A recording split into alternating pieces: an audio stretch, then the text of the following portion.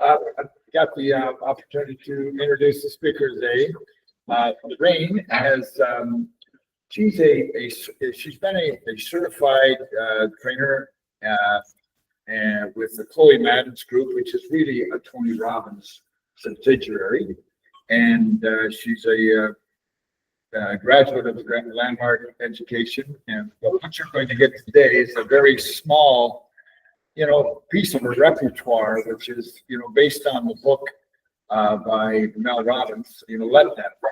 And I've had the opportunity of living this life with her. And so I think you'll, enjoy, a snippet of her, her leadership training and, her life coaching that she's done. So, lovely way, Lorraine.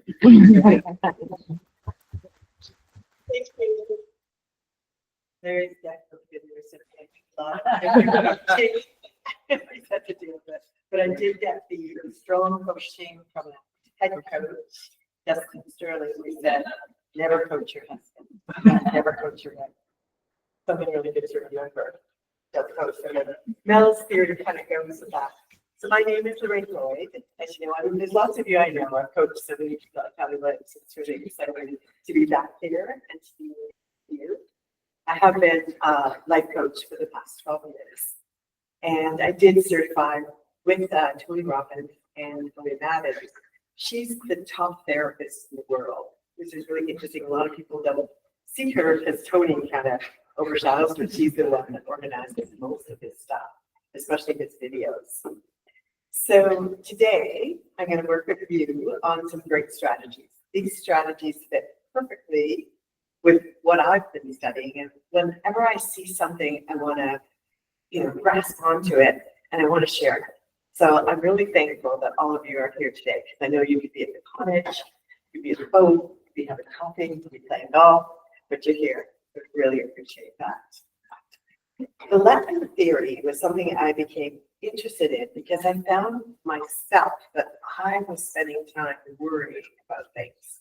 I was wasting my own valuable energy and worrying about what someone said about me, what someone said about someone else, someone that annoyed me, when I couldn't control situations. So today we're going to work with all of that. So are there any type A's in the group? Yay, this is perfect for you. You're going to be in love with control. And this theory is especially for you. It's a simple mindset tool that shows you what is in your control and what isn't in your control. Because so often we spend time worrying about something that we absolutely have no control over. Billy, you relate to the examples I'm going to give. So the next time you find yourself upset or annoyed by what somebody else is doing, you're simply going to say to yourself, let them. Just let them. Then you will find that you have a greater sense of power. This is a good one for Billy. Let them pull out in front of me. Just let them. Let them go to the party without me. That's one for me. I'll give you an example later. Let them go to the cheaper restaurant. Let them walk in the rain. Let them come home late. The Let Them Theory by Mel Robbins offers so many tools to get your power back instead of using your power to control over life. So stop wasting your life on things you can't control. Control. Why do you need to have control? It really relates to Tony Robbins' top human need, which is the need for certainty. We need to be certain, whether it's to be right, whether it's to be stable, whether it's to have a roof over our head and ground under our feet. We have a need to be certain. And when we control other people, or we think we're controlling them, we're more certain about what's happening. And that constant urge comes back to us. So even if you're not an A type, you're not always controlling, that need for certainty will come back to you. You need to have a home. You need to have money. You need to sell homes. All of those things will continue to be there for you. So raise your hand if you feel that you're a people pleaser. someone who likes to do things for other people, likes to make people happy. Okay, I'll raise my hand with you. So my mom, I won't say anything about her, that she knew she was doing. She's been gone for 3 years. But one of the things she did is constantly stressed how important it is to smile at other people, to be polite, to show off your talents. You've probably done that to your kids, those young children, and to be attentive. So I put that pressure on my daughters. The same pressure. Looking good seems to be the most important thing. You need to look good, you need to dress properly, you need to be there on time. What will others say about you if you're late? You need to eat politely. All of these pressures are put on us, and then before we know it, it's drilled into you as a child, and you feel you need to do the exact same thing as you grow up into adulthood. You think if you're friendly, maybe your clients will like you more. Your coworkers will want to spend time with you. Maybe your family will stop judging you. Somehow, after years of doing this pleasing others, it still isn't enough. There's still someone who's criticizing you. It could be one person, it could be two, but there's still going to be someone who will say something about you that isn't nice, or they're going to look at you in a negative way.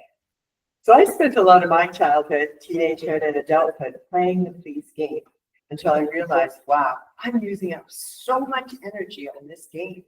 I don't need to do that anymore because I'm not going to make that much of a difference. So someone in here, would you be willing to share your pleasing game? Things that you do to please others that may not be what you even want to do, but you end up doing it because you want to make other people happy. So you want to share one, Billy? My kids, I never say no to because I want to please them and make them happy. When I should say no to certain things, right? But I just never do. And do sometimes, Billy, do you feel like you want to say no, but 100%. yeah. Yep. Okay, thank you, Billy. Anyone else? Pleasing. Yes. I think just going back to you can't please everybody. I like to host like big family parties, and both sides there's a lot of people. And even if you get the gluten-free for this person, and this for that person, and that person's doesn't drink, so you want to maybe get some alcoholic based. It's just there's always going to be someone that's like, did you have any? If you just can't win, right? There's just no pleasing everybody. There just isn't. And that one person that says, "Oh, you didn't get me free," is that the one that you ruminate about afterwards? Yeah, of course. Right? So you can see how we've been trained. And what happens is you'll spend a lot of wasted time and energy, which could be a reason you're fatigued, more fatigued than you need to be, worrying about the one person who didn't get what they wanted, and all the rest of them were happy. So it is our training. And the let them theory is going to change your whole view of that. Anyone else for the people pleasing? Yes, Karen. I think just dressing the way people, I think they expect you to dress. Or, as we get older, there's certain things that we're not supposed to wear or do, or not wearing white after Labor Day, for example. Just being yourself authentically is easy if others are doing something different. Yes. And then you go back into, will I be criticized if I wear white after Labor Day? I didn't even know that. I'll add that into my repertoire. No, forget that. That's on your list. So in our lives, we're constantly dealing with emotions. And our whole human experience is largely an emotional one. So often dealing with the emotions, just from what Billy was saying too, talking about the gluten-free and the white, is that we don't want to do things to hurt other people. And that's, a huge one. It's there. It's not only with people pleasing, but we also don't want to hurt them. How often have you agonized over a decision because it would disappoint somebody? So rather than make the decision that you clearly feel you want to make, you'll go over, so-and-so's going to be hurt, so-and-so won't like this, and you'll maybe make a decision based on what they say and what they might think or feel, rather than on what you know to be the way that you want to be, your values. So that's a big part of control. You have to separate yourself from your emotions. and the emotions of other people when you're looking at making the right decision. So write that one down. I need to separate myself from my emotions and the emotions of other people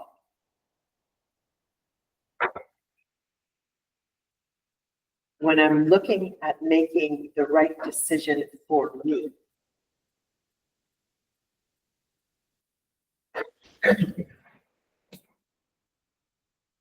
Do that one more time. You have to separate yourself from your emotions and the emotions of other people when you are looking at making the right decision for me. And just as the example, we can use Billy's because they're his kids and there's so many emotions all tied up there that you begin to think, oh, how can I say no? She's going to be upset. He's going to be upset. Like you go through that. You don't want them to be upset, but you may, as a parent, you get to make those decisions. This is where Mel, she actually has a complete component for the let them theory for parents, which is different. She has the 3 adult children. It's very different from the let them theory for adults. So take a look at it because it's actually in her, I can give you the link to it. Take a look at it. So your emotions will drive your decisions and it'll stop you from making the decision you need to make. The decision to leave a relationship that isn't working for you. How many people, I remember friends of mine that just stayed and stayed and stayed together because their kids would be upset, their mother would be upset. They waited till their mother passed away and then the father passed away. And then the kids grew up, moved away, and they just stayed together because of that. The decision to move, the decision to quit your job, the decision to tell your friend that you know they're talking behind your back. All those decisions. So it's heartbreaking to be honest with someone. And adults are allowed to feel the way they feel. You can't control it. So you may not make the right decision for you because you're trying to control the way they feel. But you can't control it because the way they feel is the way they feel. And it doesn't matter sometimes what you do. We have a lot of presumed power, more power than we think.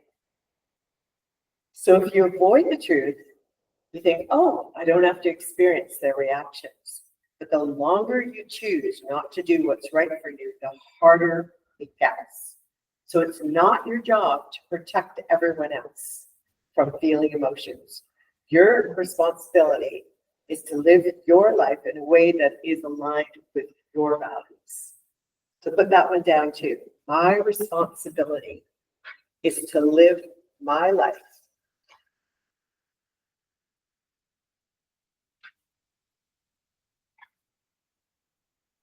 in a way that is aligned with my values.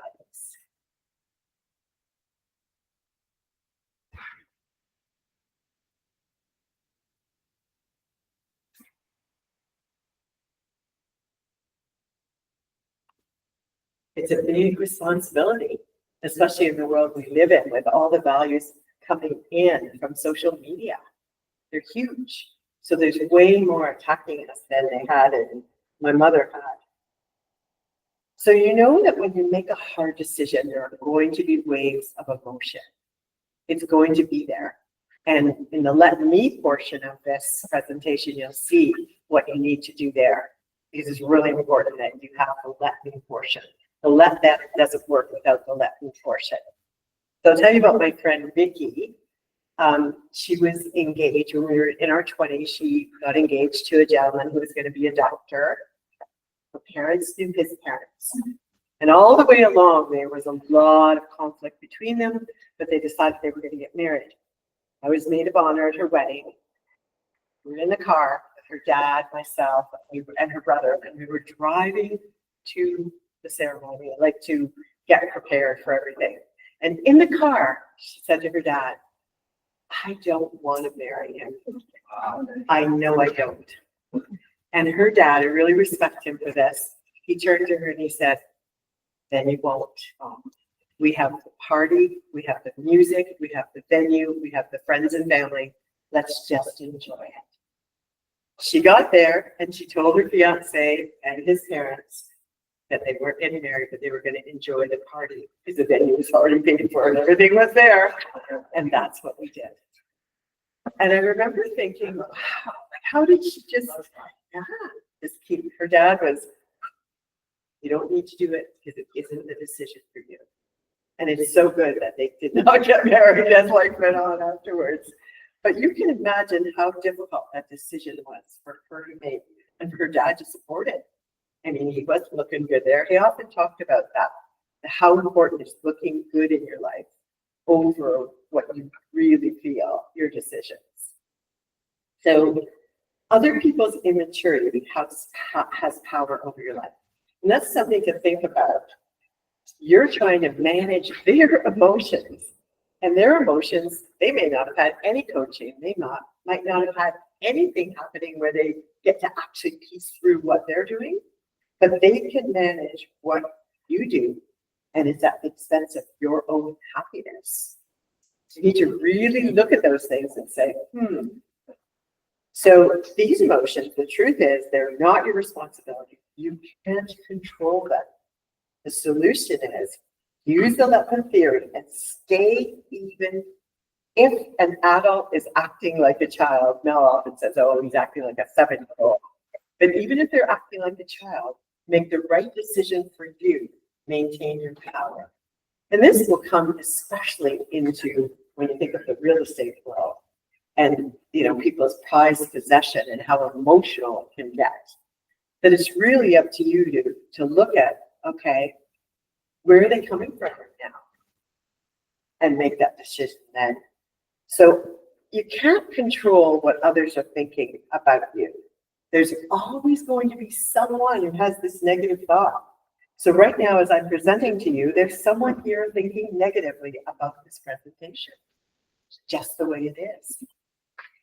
So even people who love you, they think bad thoughts about you. And I'm going to use Larry in this example. So I love you. How's that? My husband, Larry, he doesn't eat regularly, but most of you might have noticed that already. But he's not a good regular eater. So not someone who'll like breakfast, lunch, dinner. He does the breakfast and that's it.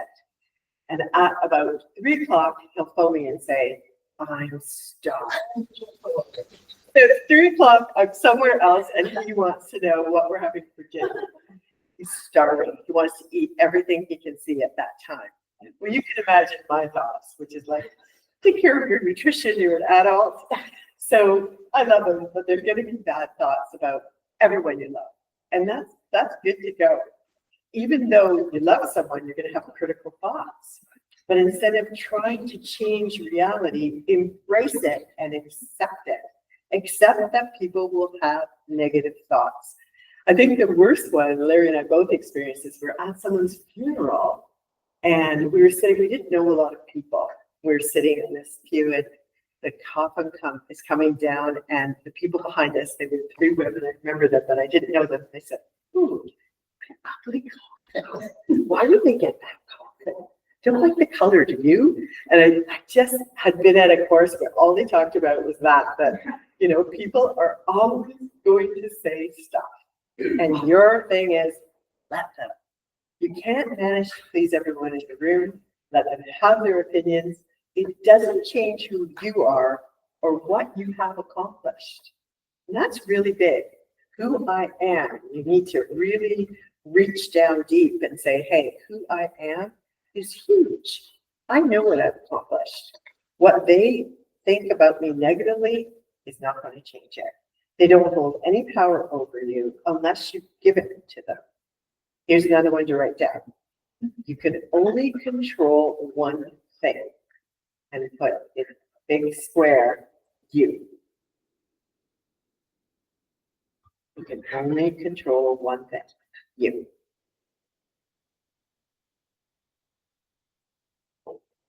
So turn to the person beside you or behind you and say, I can only control one thing, me.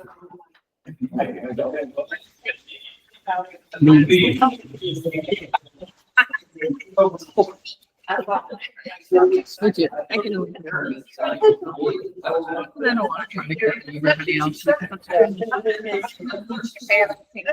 Yeah. But do you believe it when you say it? That's what I want to know. Not yet. Not yet, no. But it is the truth. How many believe that? Believe what you said, that you could only control yourself? I would like to control everything, but I can only control myself. How's that? Exactly, you'd like to. And then what is it in you that makes you like to? Why do you want to control And it? there's a safety for me and feeling like I'm in control of something. That's all it is. Well, it's also knowing the outcome, Yes. because you're controlling the outcome because you know what they're gonna do, because you're controlling them or attempting to control a situation. And the big thing, and I can say that, is that you think you're controlling, and you think you're controlling the outcome.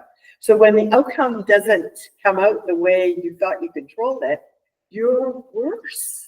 You're in a sense of, like, I worked so hard to control it and it didn't work out. So now you've wasted more energy and you feel worse. Is it always control? Like, can it be maybe you're just trying to be a positive influence on somebody? Like maybe they don't realize what they're doing, or is it just comes down to control no matter how you're turning? That's what you have to very quickly figure out before you do it. Is, am I motivating? Am I coaching? Am I advising? Or am I controlling because I need this? Because I think I struggle with that, like almost unsolicited advice, right? Because I have to stop and think, are they asking me for advice right now, or are they just venting? Because I have things to say, like I could give you great advice right now, but should I or should I not? Because you also learn as you get older, you can, lead a horse to water, you can't make them drink. So Exactly. So that's why it's really important for you to analyze that, and going through this is going to help you with that. Because awareness is the first step, right? As soon as you have that awareness, so now you're going to really get to look at it. I feel like I'm hearing when you're saying that when you feel like you can control something, it makes it worse when things fly off the handle. But I feel for me, when I feel like I have part in controlling of it, that if it does not go according to plan, I feel like, you know what, man, you did what you could. Like, there's more of a settling feeling for me rather than, oh my gosh, like, I feel crappy because I didn't do it. It's just like, no, you did what you did. And now whatever happens, happens. Perfect. That's the let them theory, right? Let them. You did what you did. You didn't control it completely. Right. Didn't go exactly A, B, C, D, E the way you wanted to. Let them. And that's where you are. So you're already advanced. You need this course. You're past it. Billy. I feel that when you attach yourself to the outcome, you're setting yourself up for failure or disappointment. And I think of it in real estate. In negotiating an offer, a lot of agents will say to their client, this offer is way too low. Your house is worth way more. When you can advise them on what the value is, but what they decide to do is their choice. But if you attach yourself to the outcome of that, you're setting yourself up for failure and disappointment. Yes. And that's the let them. Because at that point, let them decide, because you really don't have a choice. It's their money, the way they're going to go. You can control as much as you want to. But when you micromanage, there's a disappointment. That's good. And Just to bring it into sort of like couples, your point's very valid in that, as a couple, a partner comes home from work and starts talking about work. The first thing their partner should ask is, do you want me to listen or are you looking for advice? Because I am typically a problem solver. As soon as you start talking to me and you're telling me about an issue, I will immediately come up with a solution, whether you like it or not. So I think that's important because sometimes people just want someone just to listen and just to download. So I think it's that's a very huge important. one. That's really good. That's one of Mel Robbins' points, especially for your children, is to say that first. Do you want me to listen or do you want advice? Because often when they're telling their parents, they don't want advice. They just want, a place that they can trust in order to say it. So yes, totally. So when you stop managing others, you begin to realize how much power you have. The whole let them theory, the whole thing is about freedom, being free. So your friends are not inviting you to a party. Let them. The person you're interested in doesn't want a commitment. Let them. If someone is not showing up the way you want them to, let them. Let them be themselves because they are revealing who they are to you. So we can talk about that with cheating in a relationship, being unfaithful. That's who they are. That shows up. But you can talk to them all you want about, don't want you cheating, I don't want to have any infidelity, all of that stuff. But the truth is, they're going to show up for who they are. So Mel says, let them cheat. Let them find out who they are. And then in the end, what happens is they're the ones that suffer. You're going to suffer too because of the relationship breaking down. But it's really important to go with let them. Just let them, and you get to choose what you do next. The best part is you stop being the victim. Your relationships will improve. So often we look at ourselves as victims. They didn't invite me, this didn't happen, I'm the victim. But when you can look at it and say, let them, you're no longer the victim. It's almost a sense of superiority. And we'll talk about what that can do for your life. So the $1,000 tip is you do not need to manage other people. So write that one down, $1,000 tip. Not with that. You do not need to manage other people.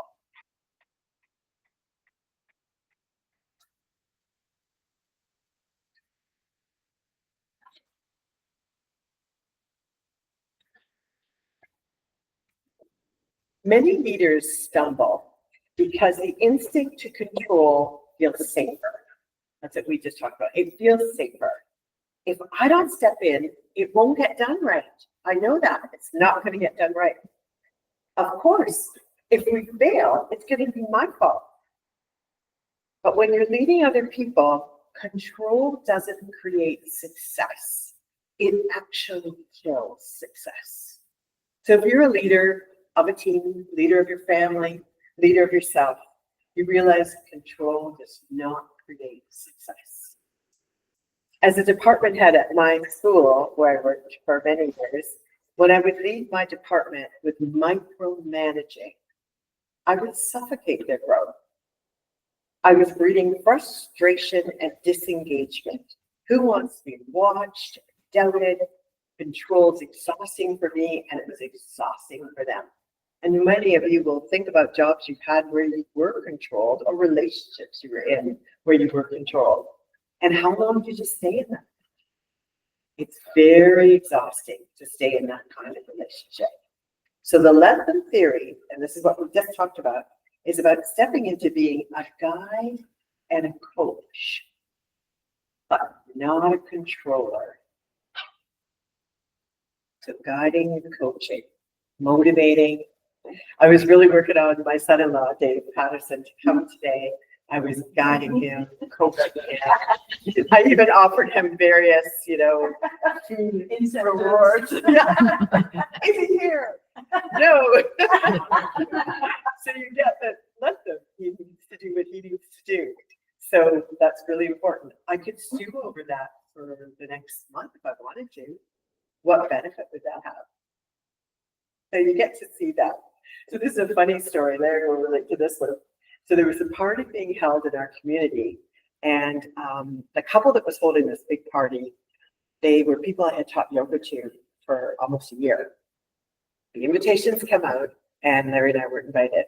And they're big fishermen people, and they have, tuna and all these fancy things, and people were talking about the party when we were invited. And for like a whole 2 weeks, I kept going, no, I don't think I talk to them all the time. They're always asking me advice, blah, blah, blah. Anyway, it must have been so important to me that I thought I'd control the situation. One day outside of yoga, I ran into Amy, that was the woman who sent out the invitations. And I just confronted her. You know, confronting, but I took that energy to do it, but I did. And I said, I'd like to know why Larry and I were invited. And she said, like, this is really the most awkward moment ever. She said, well, you're not in the group that I invited. So no, you're not invited. I couldn't fix it. We still weren't invited. And the part it was the most awkward moment, just standing there outside with her. And after that, of course, our relationship was a little bit brittle. But one of the things that I really got is I couldn't fix it. I couldn't control it. Let them. Yes. So if I was turned around, if there was someone in your group that you didn't want to invite, you invite them anyways, or would you not invite And people pleaser, yes, I would invite them. And it did happen. A lady asked me, she didn't get an invitation from us for something we were doing. And she said, I didn't get an invitation. I said, oh, wow, we could probably mess up your email. You're invited for sure.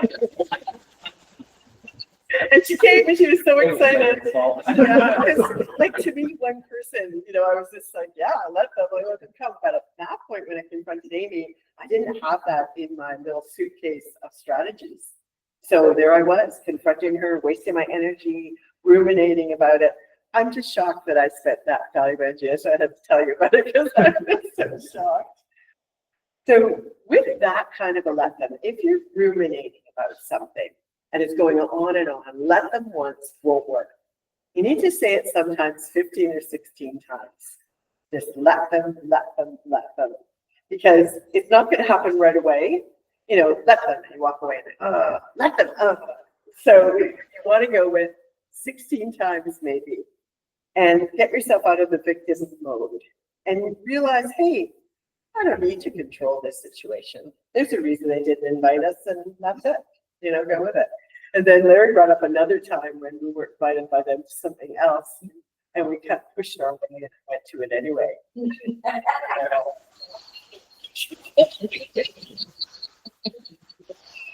Okay, really did well.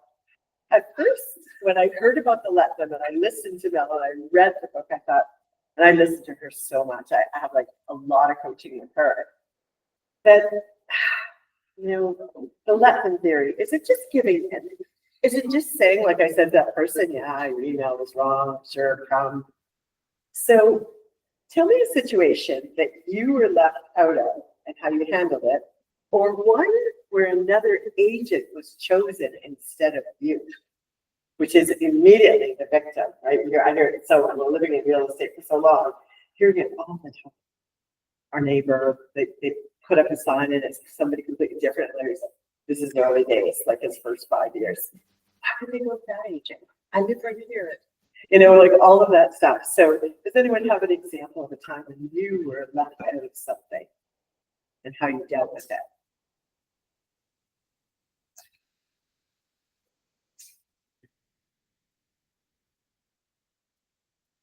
You gotta think, right? You have to go back. Anybody on the agent side? Where someone listed their house to someone else and you thought, I guess when I was first getting into real estate, my first listing was my grandparents' house and it went really well. And then shortly after, one of my cousins was going to sell her house. And she said, I know you did a good job, but I just don't feel comfortable with you selling the house. You just don't have experience. And I said, okay, fine, kind of stepped back. And then she told me what her agent was going to do. And I said, well, if you ever want a second opinion, I would do things differently.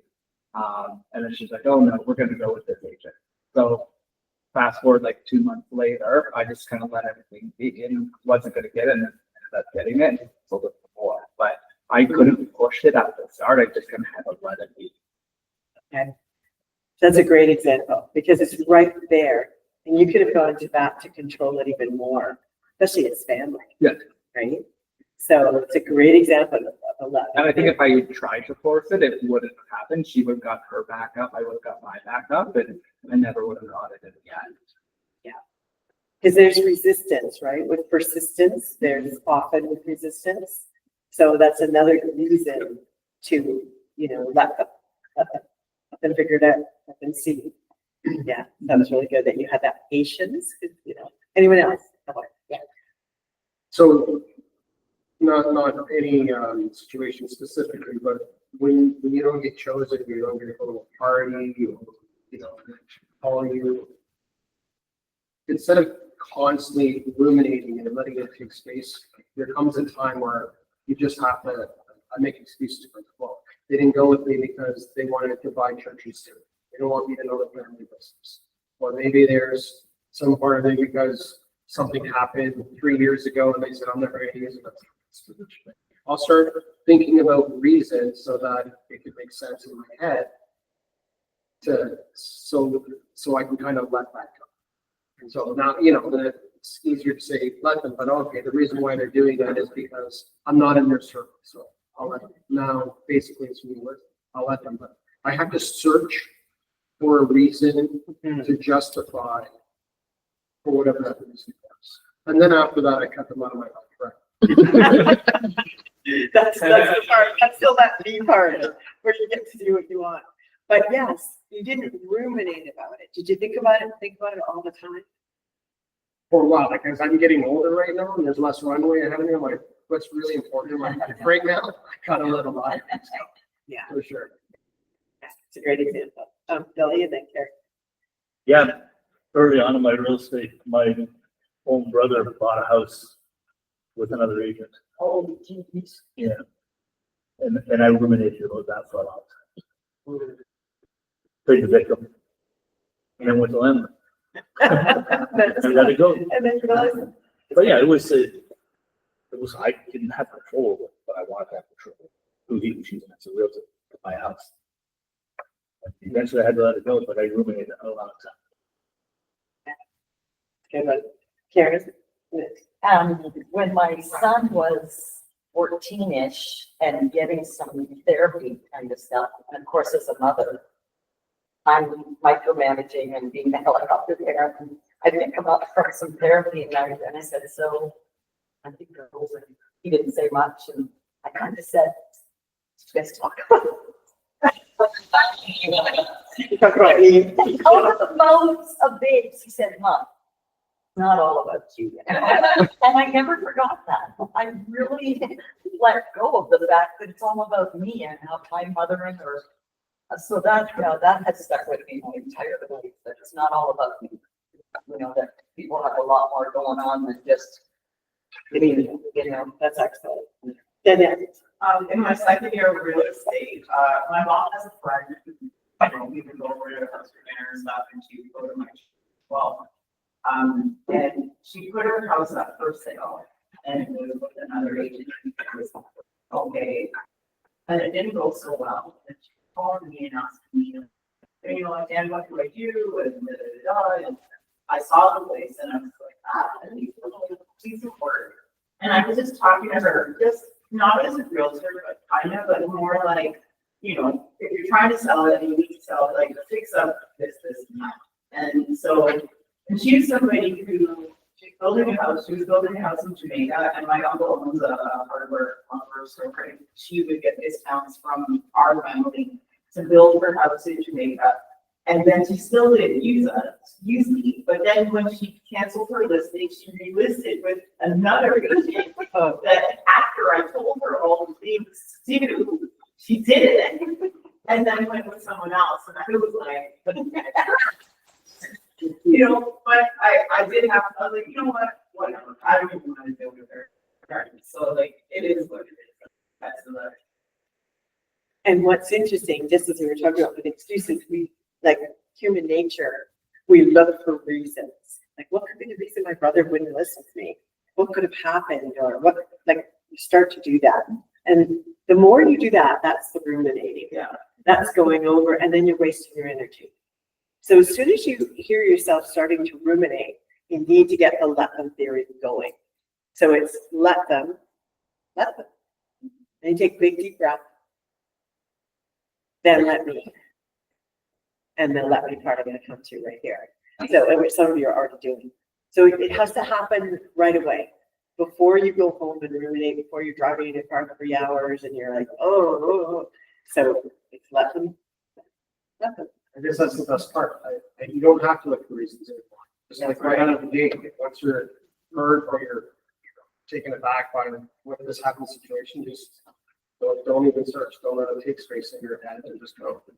You get great feedback from that though, by not just letting it go, and maybe if you didn't get a listing, you know, and they chose somebody else, is it wrong to just say, because I mean, I've said this before, is there something I could have done different, or, I mean, you want feedback, otherwise I could just say, let them, they chose the other, I kind of want to know why you didn't choose me, no, that's aggressive of me, but. It's kind of like what I did with Amy, asking her why we were invited to the party. Yeah. But it's a little bit different because you stand to learn from it. So as long as you're not going in there with control, Right. if you're going in there with honest, dedicated, let me find out what I could do better. And that's gonna come out, right, when you're asking. Larry, Ed, I had some coaching very early on in this thing. I did survey and I didn't frame it with less than. But I was being coached by Lloyd and I had a good start. He said to me, listen, one sale is never going to affect your life.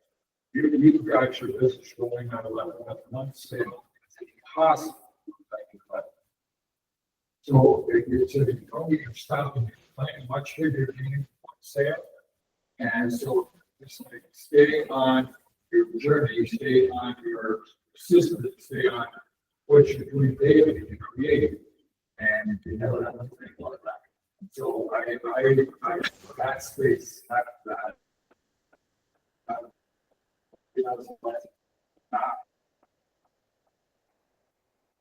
and the let them you could incorporate in there, the reasons, but you may ruminate about it. Did you ruminate about it for quite a while?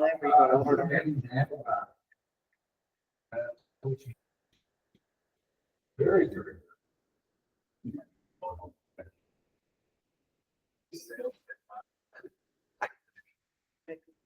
Who did I miss?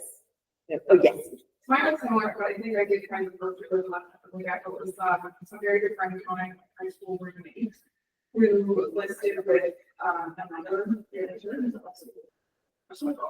without any conversation of any sort. And so I discovered it and did not confront her, did not say anything on some lie. And eventually she came to me and said, is everything okay? And I said, actually, it's not. Usually like and so for me, it was, I was very proud of myself in the moment for not letting it go away. Because I usually would have, like, oh yeah, I'm fine. I'm not upset, but I was upset. And so she asked and I told her. And we would pass it and we would talk. And that's the big part of the let be. That's excellent. That's exactly where you want to be. It's really good. Anyone else add to something? Oh, I just a comment that a lot of the, without the let them theory, if you don't practice that, you end up just feeding your ego. I mean, that's why you do a lot of the things you do and why you get upset about different things, because like, well, why am I not good enough? Like, and then you're trying to feed your ego by, doing different things that maybe are not reflective of the let them theory. No, that's very true. And the our ego seems a bit out there, right? But it's there. So no, this is kind of getting underneath that. It's true. So let them is not let it go. You can tell yourself, let it go all day, and it'll never feel resolved. So it's not just let it go, move on. You're freeing yourself and releasing the grip on how things should go. The shoulds. I often coach the shoulds. If you're shoulding all over yourself, how many do that? Shoulding all over themselves. If you're shoulding all over yourself, then you're going to constantly ruminate. And as well, your relationship to yourself becomes damaged. So be very careful about shoulding all over. Because when you do that, what you're doing is becoming more of the victim and also allowing all of those shoulds to become your way of life.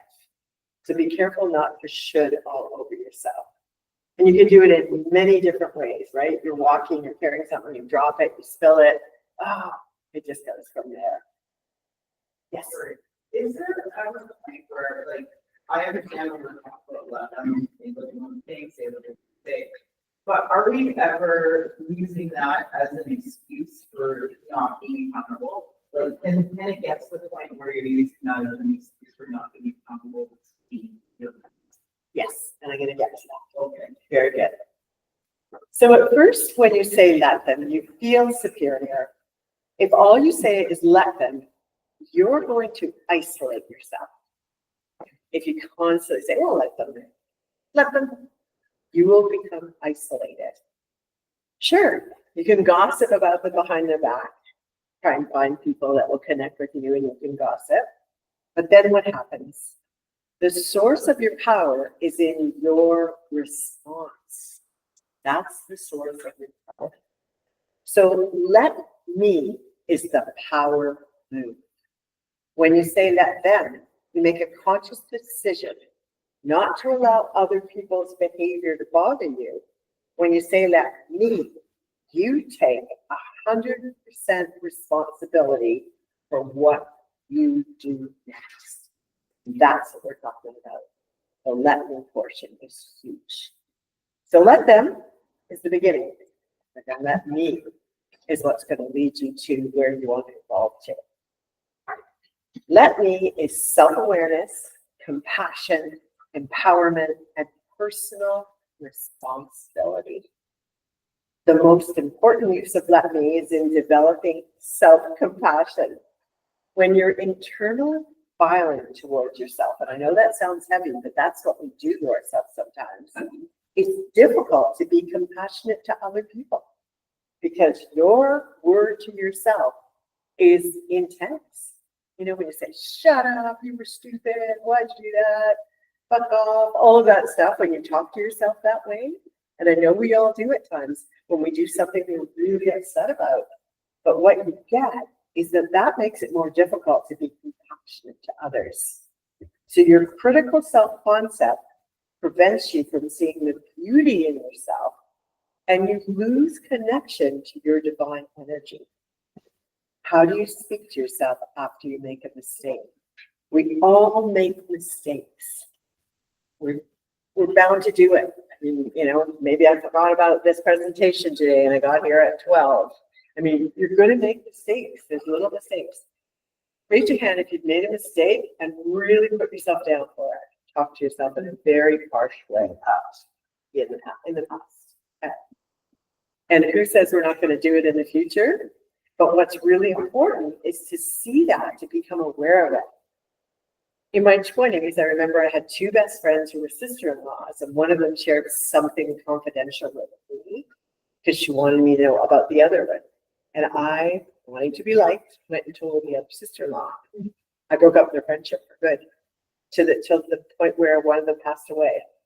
I put myself down for a full year for doing that. Why did I say anything? Why did I go into that? Da, da, da. So let me is about opening up to the love and adoration that you have for yourself first. How much do you love yourself first? Self-awareness is your superpower. Put that one down. Self-awareness is my superpower.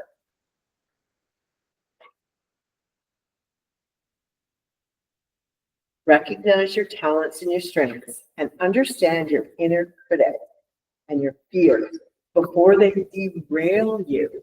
Don't allow yourself to be derailed by it. So get curious about your behaviors, your assumptions, your emotions. Self-awareness is something that you build. Like what you're doing right now, which I'm so glad you're all here, is all about developing more self-awareness. Me even working on this presentation to present to you, although I have worked on it for a long time, is self-awareness, building my own self-awareness. So it's something you build, and leading yourself is fundamental to leading others. That's your clients, that's your family, that's your friends, that's the stranger on the street. When you're leading yourself, it's crucial. Because if you're not leading yourself, it's pretty challenging to lead others. And that's where the let me comes in. It's the thing. It's everything. We all have moments where we did something we wish we didn't do. But the more you allow people to live their lives, the better your life gets. And the more control you give up, the more you gain. So stop expecting other people to include me. Let me take responsibility for what I want in life.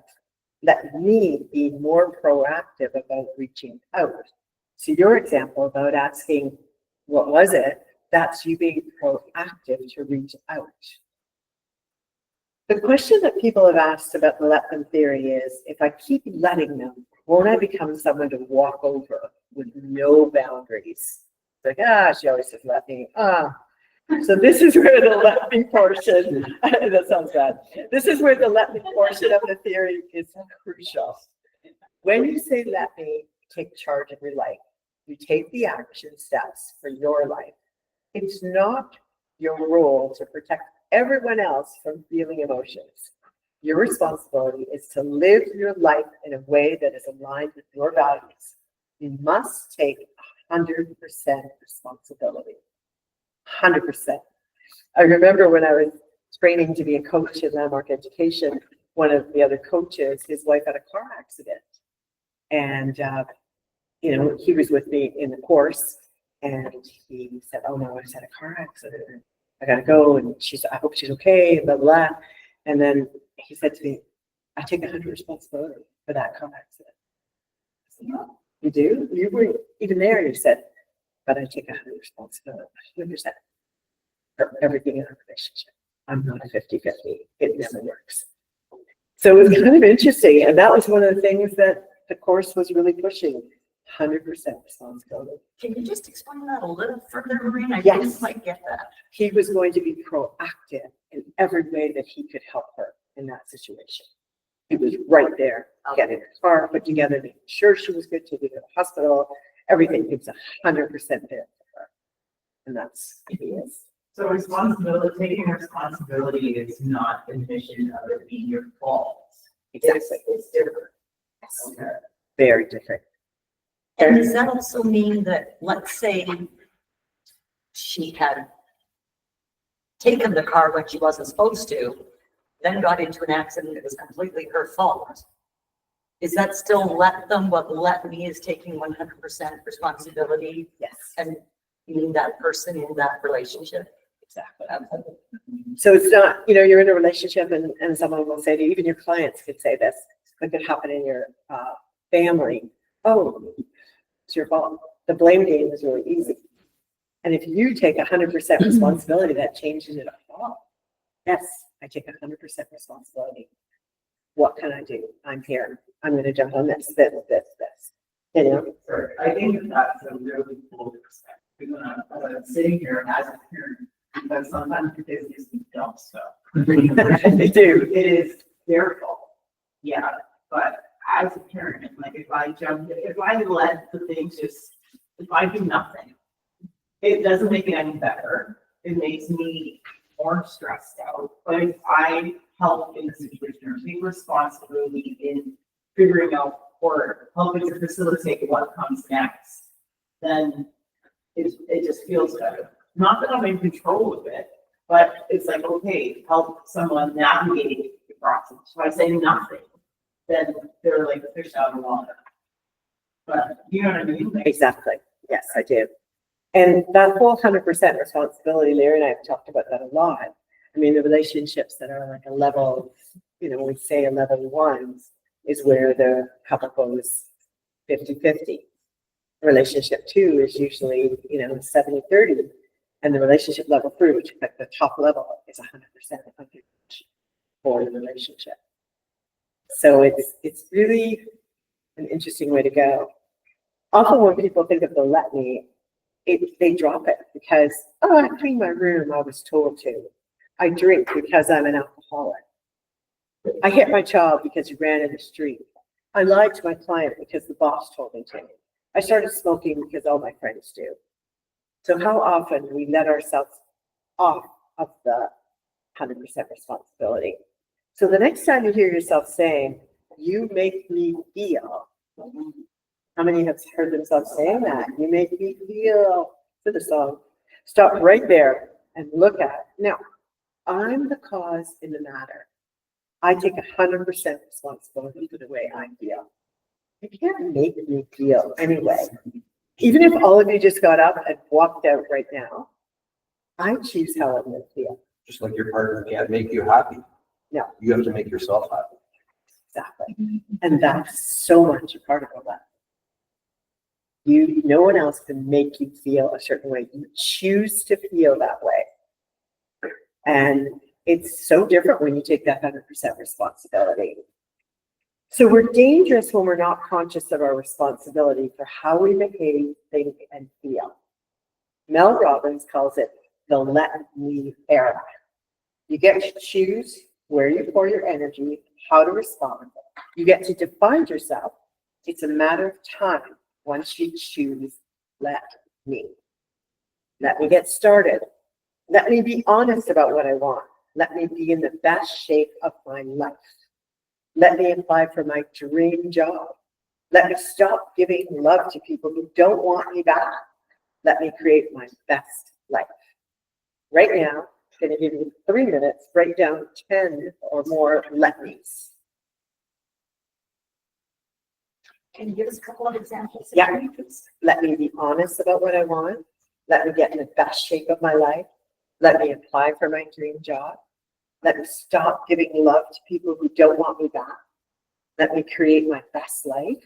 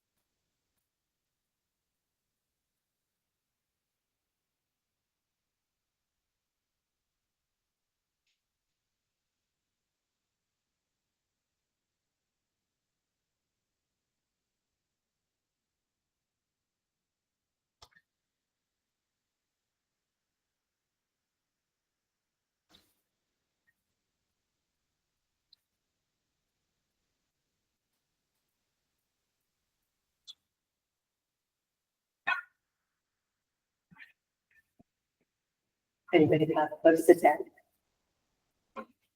There's about 100.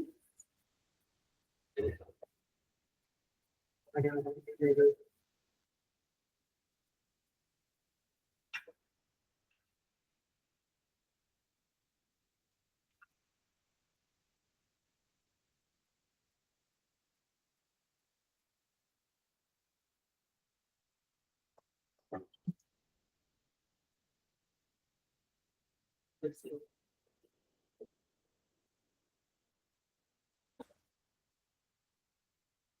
Okay, about 1 more minute. So you can get a few more minutes. You'll be doing this all day. Just continue to do it over the day. If another one comes, you just write it down.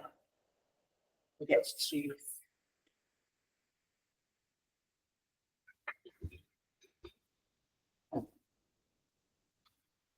So I wanted, again, I'm just trying to wrap my head around about this 100% responsibility. So when you're talking about like a relationship and somebody putting equal amounts, you're saying that you should take it yourself to put in 100%, be responsible for just doing more or taking more responsibility for what happens in the relationship. And then if the other person also did that, then you're putting 100, they're putting it. But you're not talking about taking responsibility if you let them and something bad happened. You said, okay, they took the car, they got into the parks. You're not taking it off because that's just an accident. That's what actually happens. Right. But now to step in, because you told them not to do this, you're still going to be active in it. I'm just trying to understand Yes. where you're going. So you're gonna be 100% responsible for everything you can possibly do to be proactive in working with them through that accident, through how they feel. There's no blame. There's no put downs. You're going to work with paying what it costs, like whatever it takes. You're 100% responsible in that relationship. And I'm talking about, couple relationship. Okay. Yeah. Yes. Yeah, I think to your point, I think one thing that I say to myself in those situations is this something that I have any control over? Right? So if I have zero control over it, there's nothing that I can do within my circle of control, then let them, right? It's nothing you can do. But if there's something that I can do in that situation, something that I could, like she mentioned, then yeah, let me at that point. It's a big let me, right? 100% responsibility is all let me. Because I'm just trying to think now, like, you're looking forward now, forget about if anything happened. Like, to go home now to your partner, to your relationship, or to go your relationship with your kids. To have this mindset, you're going to do 100% or be 100% responsible. What does So that gets that looks like a lot of effort. it does. I'm only doing 50% right now. You know, and it's sitting like, I'm like, what does that look? It's a support mechanism. Yeah, That's what it is. so it's just like, I'm gonna be a better listener. Better this, You're better gonna be provider, 100% better coach, better, so it's just, okay. Yeah, it steps up your game, doesn't it? Like when you think of your game, like, I mean, there's going to be moments when you're doing technology time or when you're, but when you're in those moments where you're needed or you feel it or you can give it. So take 100% responsibility all the way. And you will notice how things start to really soar. And they'll notice too, for sure. Karen? Does that AKA mean I'm only responsible for myself? That, not that you're only. Or sorry, I meant I only can control myself. Yes, and we know that. We Yeah. only can control ourselves. That's what we have the ability to give that 100%. We have it. It's there. I do a lot of relationship coaching too. And it's funny because Larry's buddies, they were on a golf trip visiting us and we were talking about the level 1, 2, 3 in a relationship. And they really took it to heart. Every time I saw them, they were like, I'm level 1 today, level 2 last week, gonna be 3 tomorrow. You know? But after a while, it fades. So it's really important to say, hey, and taking 100% responsibility for the relationship. And that's what it looks like. Really looks like you doing the letting. I think the focus, to your point, is you're not playing the blame game. Told them not to take the car. They got in an accident. So you're not saying, well, I told you not to take the car. The approach is rather, this has happened. What can I do to support? Like, what can I do? Good. Yeah. Have you called the insurance company? Okay, maybe I'll do that or whatever. Oh yeah. It's looking at it as a positive, even though it's a negative, because that's the only way to look at things, because otherwise you'll stress yourself out for the rest of your life. And the level of your relationship. For sure. Yeah. So you're gonna use the let them period to reset your stress response. Think of it as an on switch. You're just turning on the switch, a lever that you could pull inside your brain. And this is actually true because Mel, she gets a lot of specialists, a lot of renowned people on all of her podcasts. She isn't qualified in any way, and she talks about that all the time. But the guest she has on is, and that's where she gets her information from. So when you say let them, it signals your brain that it is okay. It does, an actual signal. So you reset your response by detaching from the negative feeling.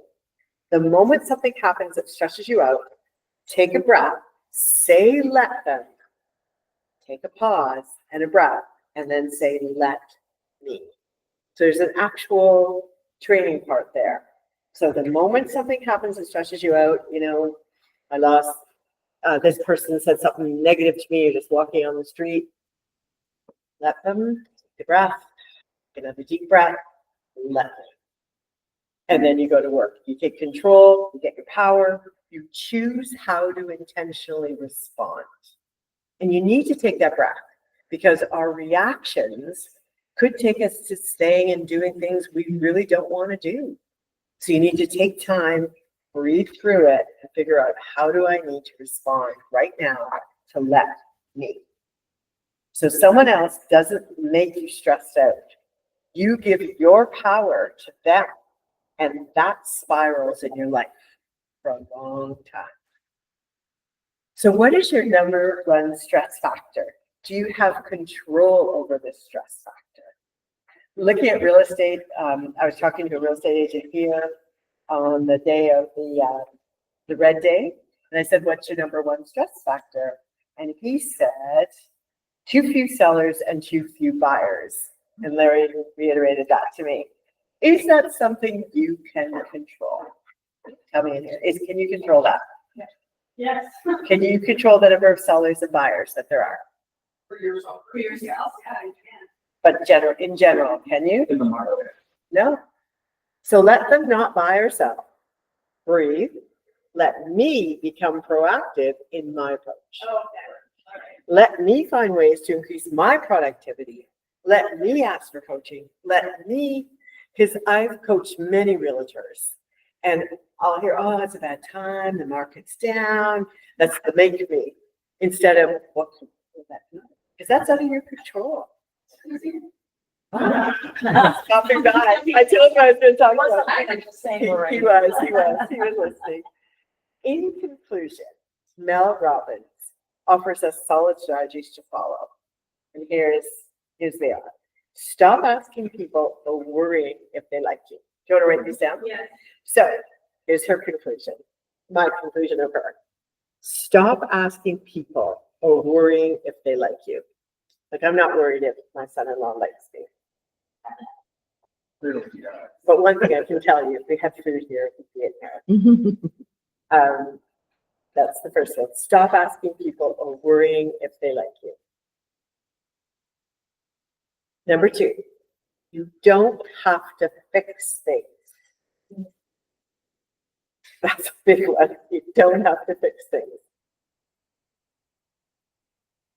It's not your job to manage how others think. It's not your job. To manage how others think. Thanks. Yeah.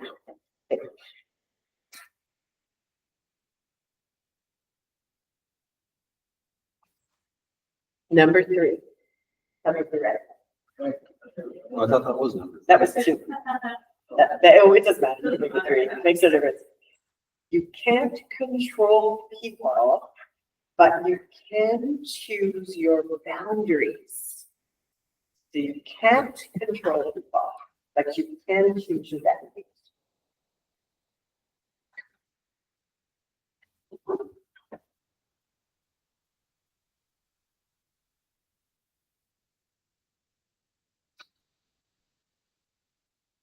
Your job is not to be liked. It is to be free. Your job is not to be liked. It is to be free.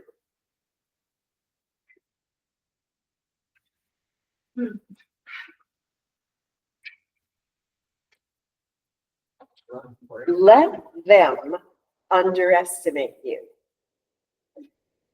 And let me keep showing up. I love that one. So let them underestimate you. And let me keep showing up. Sounds like a good kid thing, Billy. Damn, kids are always underestimating us.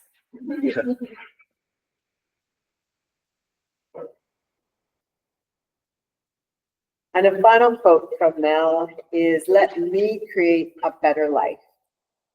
A life that makes me proud. A life that makes me happy.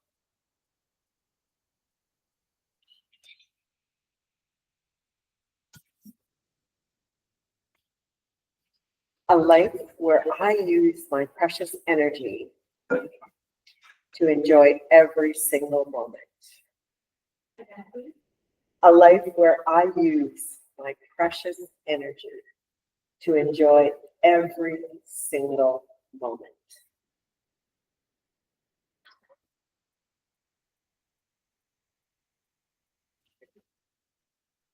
You have always been in charge. You have always had the power. Now it's time to take it back. So you have always been in charge. You have always had the power. Now it's time to take it back. It sounds like a Tony Robbins thing. The music should go on now. We're dancing.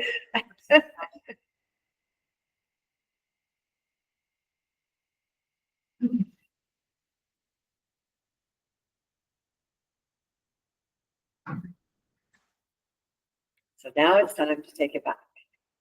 Thank you so much for being here. And I am coaching. I'm doing life coaching, motivational coaching, let them coaching, relationship coaching. So you can find me. I'll give you my cell number. You can call me. It's 905-243-0329. And I do free consultations, 30-minute consultations about whatever's going on. And you don't have to tell Larry that you phoned me, and he will never know because I'm very confidential. So I would love for you to read the book, because now it's going to be like, whoa, yeah, I know, I get it. It's so familiar. And to integrate that into your life. And I'm captain of the ladies golf team at Oshawa Golf Course this year. And I can tell you, this has saved me daily. I didn't get a par on hole 5. It was a bogey, and they marked it down as a double bogey. And these are the texts I'm getting. So I'm like, let me just go through it. And I'm not phased. People are always saying, aren't you just so upset by all the complaints, 90 women, blah, blah. It's just the organizational part that I love. So thank you, everyone. Have a great day. Is anyone online that has questions? No. Something that's, this is so parallel with Kabbalah. I don't know if you've ever studied Yeah. it. It's See you later, Britt. this combined with Kabbalah is like a superpower. See you, man. Take care. Brilliant. Well,